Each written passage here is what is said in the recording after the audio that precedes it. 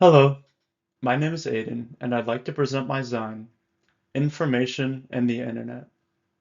Hopefully, by the end of this presentation, you would consider publishing my work. Now let's get into the features of my ZINE. Information and the Internet has many traits that, in my opinion, make it a great candidate for publishing.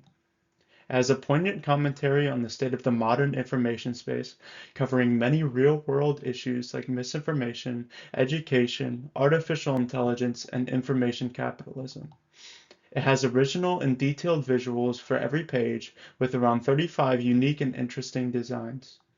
It has expressive poems for really engaging with the content at hand, one spliced in between almost every page of content. It has reference-backed information, and it has a very cohesive and intuitive structure baked into each of its pages.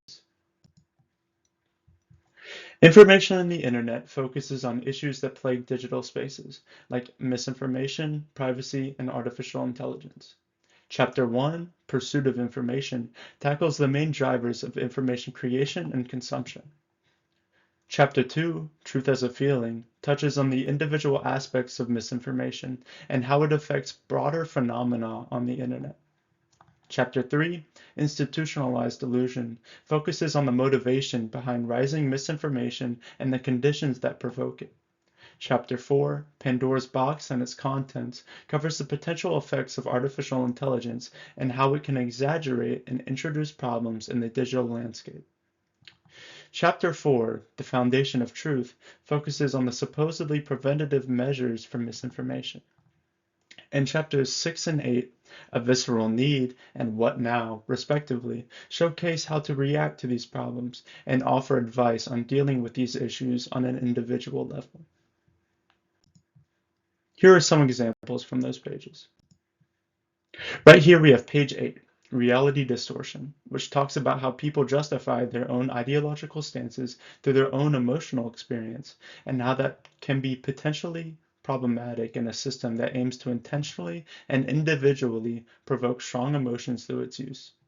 Because many people's perceptions of the world around them is incredibly influenced by social media, and that medium is subject to algorithmic bias, that influence poses a massive risk to the health of the civic body. On page 17, we have a poem titled "The Time Doesn't Tick," which talks about the anxiety caused by something that is inevitably out of your own control. In the context of design, it showcases the feeling of being aware of these issues due to the connection provided by the internet, but with no real source of leverage to do anything about it. On page 20, we have "What's in Pandora's Box," which talks about the implications of furthering artificial intelligence in the context of information capitalism. It posits that if our personal information has been increasingly invaded for the sake of profit, the next step is to invade our personal autonomy with AI. Furthering the trends of outsourcing labor, if the AI experiment were to be successful, it would likely pose a risk to our own identities.